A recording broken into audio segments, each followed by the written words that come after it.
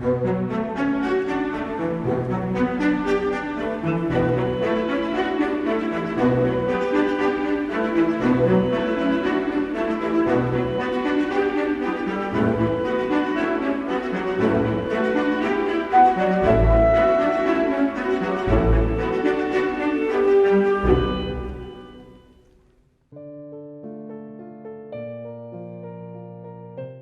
but I work with mainly sculptures, installations, also drawings. So I think I can say I work with several mediums and several techniques. And ceramics is probably the one I prefer or amongst my favorite ones.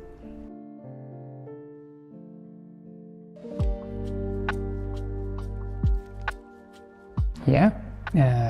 The work I'm presenting today was made like, I think, 5 years ago, if I'm not making a mistake, or maybe 6 years ago, and was the result, and was part of a series. That's the result of a collaboration between a company called Wasp in Italy, which is a manufacturer for 3D printers and ceramic 3D printers. And the glazing part and the firing part was followed by another company in Italy called Bottega Vignoli, which has this ancient technique that she used called high fire reduction glazing technique, which is a very ancient kind of manufacturing process and technique for ceramics.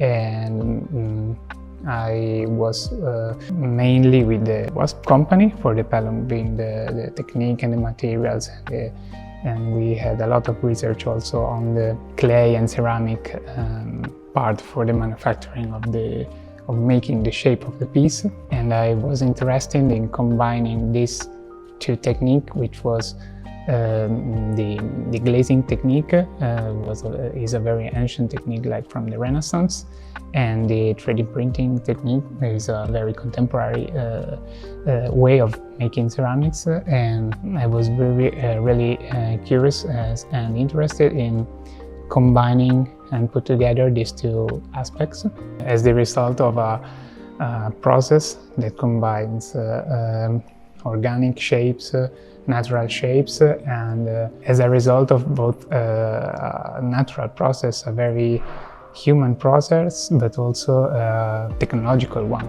as we are mixing today a lot of these aspects in our daily life with technologies, with cameras, with our smartphones, with all the technologies that's part of our daily life. We are constantly more and more in this act and in this process, and I was interested in showing this aspect in one work or maybe in a series of works that was the result of that period.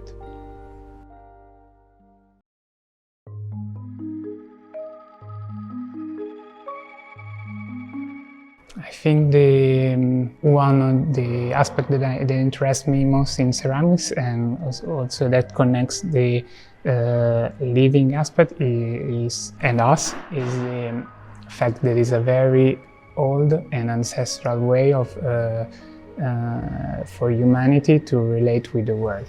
It's like one of the most ancient techniques. Probably the few humans started to see how clay responded to fire, and that this kind of process and transformation could lead to something that could be useful, but also could have a symbolic meaning and a symbolic way to interact with nature and with our daily life, and the symbols and the figures and the shapes that surrounded us in the past and today. So the fact that how clay can be used and transformed and applied to become something solid, something that lasts for rigid, that can last and can you can pour liquids in it, is but at the same time can be handled and can be you can use it in a very organic and in a very with shapes that are not so geometrical. Actually clay and ceramics just let you preferably go to organics and curved shapes. Ceramics don't like a lot straight lines. You can do it, but it's very technical. You have to find a very technical way to make a straight line in ceramics. So actually the living world is made by curves, and the ceramics is made by curves as well.